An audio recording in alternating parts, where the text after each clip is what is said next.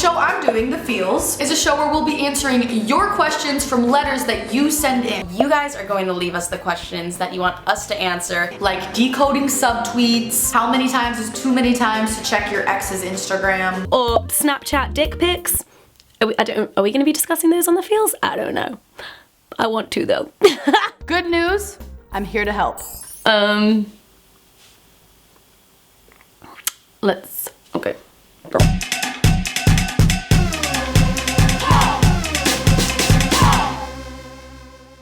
Question 1. How many times can you stalk someone you like's Instagram and Twitter before it gets weird? We've all been there. Is it stalking? It's cyber stalking. Is that a thing?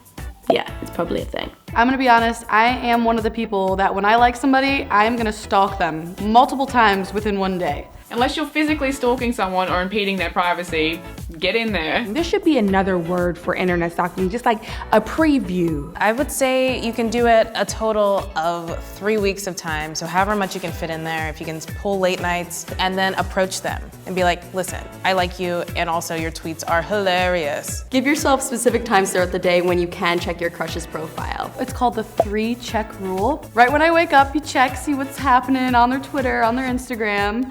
Then maybe midday if you don't have anything to do, and then at night. That may be a lot, maybe I'm just kind of creepy. If it's distracting you from other priorities in your life, you might want to reconsider how often you do it. Who is this handsome man? Like! So many men. Like! Too hot! I recommend you look at their Instagram from someone else's phone so you don't seem crazy, the other person does. Be very careful when you're scrolling through someone's post from like 2 years ago. When you're 12 weeks back looking at old pictures, don't double tap. You're gonna accidentally like something that they post.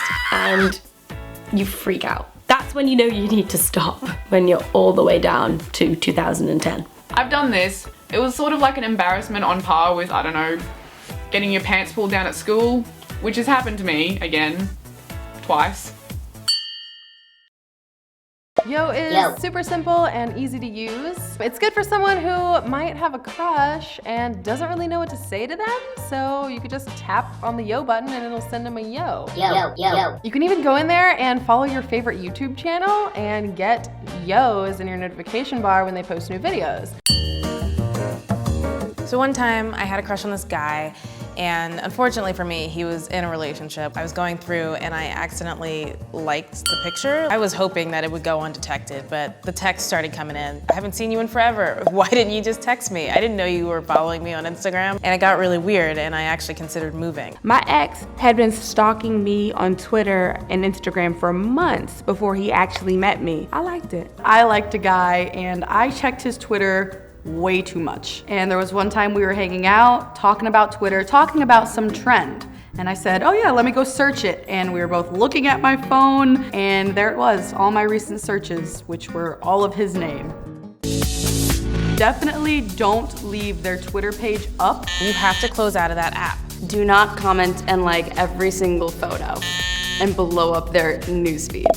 And don't beg for a follow, because it's like, okay, no. Just stalk them in real life. No, don't do that. Don't comment too much. Stay mysterious. Maybe save a photo or two. Do not save all of them and do not let that person ever go through that album on your phone. Why are all these photos of me on here? Do enjoy their content. If you want to go and stare at photos of that girl with the gorgeous blue eyes for 2 hours, you do exactly that. All right, number 1, how can you make your first encounter with someone less awkward? I think that it always helps to just sort of allow yourself to be a little bit goofy, make fun of yourself. Don't take things so super seriously, and don't focus on impressing someone so much. I know that's a lot to say and like it's easier said than done, right? But just focus on having fun, and I think that when you do that, it allows you to just sort of shrug things off a little bit easier. I also think that sex can be awkward. I mean, there's just like funny sounds and funny smells and funny fluids. I mean, it's just like kind of unavoidable in some ways when you're having sex. So you just kind of have to embrace the awkwardness and just be like, yep, this kind of comes with the territory, and I'm gonna just decide to be okay with it if awkward things happen. The whole moral of this story is make sure if you're creeping, no double tapping. Secondly, delete your search history. And what's weird? Like, who defines weird? You define weird. I don't think nothing is weird.